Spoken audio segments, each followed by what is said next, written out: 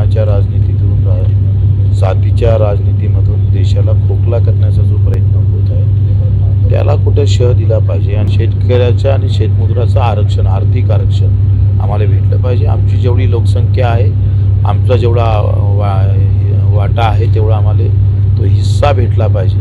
आमच्या संख्येनुसार शेतकरी शेतमजुराच्या बजेटमध्ये आजही आम्ही 10% 20% वर जात नाही.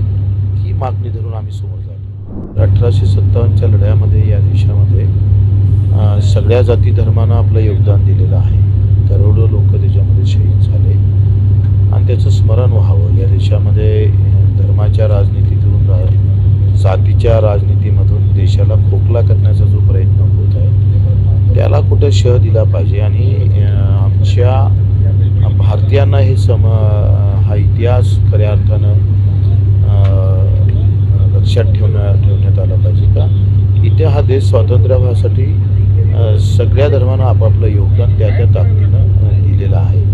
त्याचा विसर पाळण्याचा काही प्रयत्न काही ठिकाणी होत असताना आम्ही प्रभू रामचंद्र, अयोध्याची भूमी जशी प्रभू रामचंद्रासाठी आहे तसंच ती स्वातंत्र्याच्या लढ्यामध्ये सुद्धा तिथे अयोध्याचं जे योगदान आहे ते जसं हिंदूचं श्रद्धास्थान आहे तसं देशाचं पण ते आशास्थान आहे.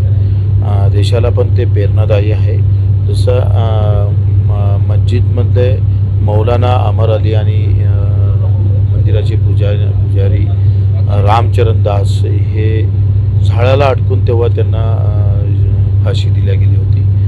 त्या अनुषंगानं मेरा देश मेरा खून हे अभियान आम्ही छेडतो आहे आणि त्याच्यासोबत आताच्या अवस्थेमध्ये आमचा शेतकरी शेतमजूर जो अधिक कष्ट करतं, अधिक मेहनत करतं आणि त्याच्या आयुष्यात जे काही आतापर्यंत 75व्या या सगळ्या अमृत महोत्सवी पण निराशा आहे ती निराशा निघण्यासाठी आम्ही एक आंदोलन पण छेडतो आहे आणि प्रभू रामचंद्राच्या चरणी ऊस, सोयाबीन, कापूस आणि धान हे आम्ही प्रसाद चढून एक नवीन मागणी शेतकऱ्याच्या आणि शेतमजुराचं आरक्षण, आर्थिक आरक्षण आम्हाला भेटलं पाहिजे. आमची जेवढी लोकसंख्या आहे, आमचा जेवढा वाटा आहे तेवढा आम्हाला तो हिस्सा भेटला पाहिजे.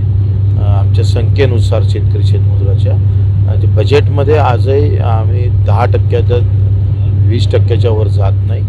ही मागणी धरून आम्ही समोर